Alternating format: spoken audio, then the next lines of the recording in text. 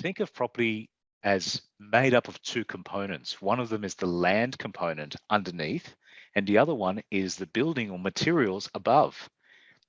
If you create a building out of concrete, out of steel, or out of wood, any of those components can chemically react with each other, can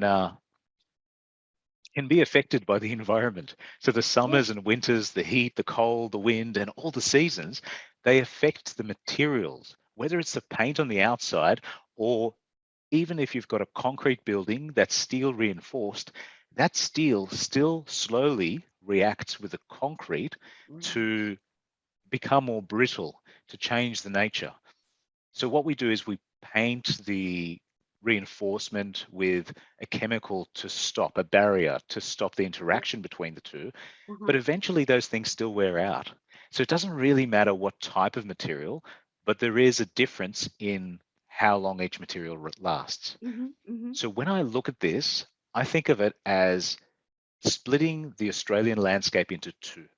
On Yes. one hand, you've got units and apartments. On the other hand, you've got a freestanding house. A unit or an apartment might have a small component of land underneath, and that land increases in value decade on decade. So every 10 years, if you look at the price of the land per square meter or for the size that you have, there's a massive difference when you own a house that has land underneath. If Mm-hmm. you're looking at it the other way of an apartment unit, the land underneath still increases in value, but a 40-year-old or 50-year-old block of units above can be an eyesore.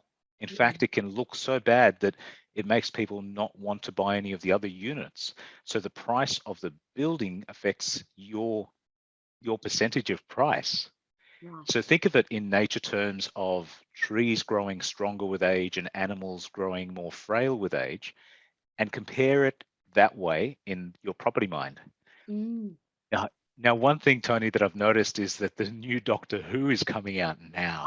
So if you're a Oh. BBC fan and you're ready to watch the new Doctor Who season, I think it's just started 2 weeks ago or something along those lines. Oh my So goodness. it makes me think of the real Time Lords.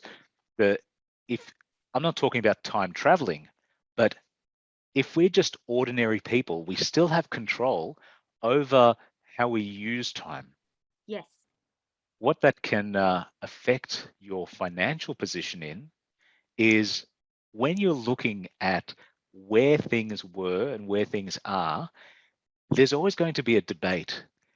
Somebody's always going to say that this year is the peak, next year the prices will go down. Or maybe I went to a conference this weekend and the economist speaking about property said that their prediction is that 2026 will be the peak of the Sydney market. So prices will Oh continue really? going up until 2026, and then 27 will drop below the 26 level.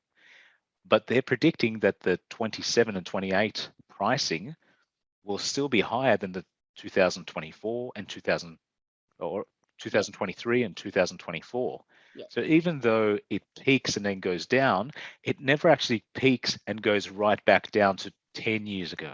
I was going to So in the ask small, Amir, it's always going like this, but generally speaking, and this is a general statement, isn't it? It's not going to go below. So it will go right up and drop down, but it won't drop below the lowest, will it? So it's always slowly going up. Yes?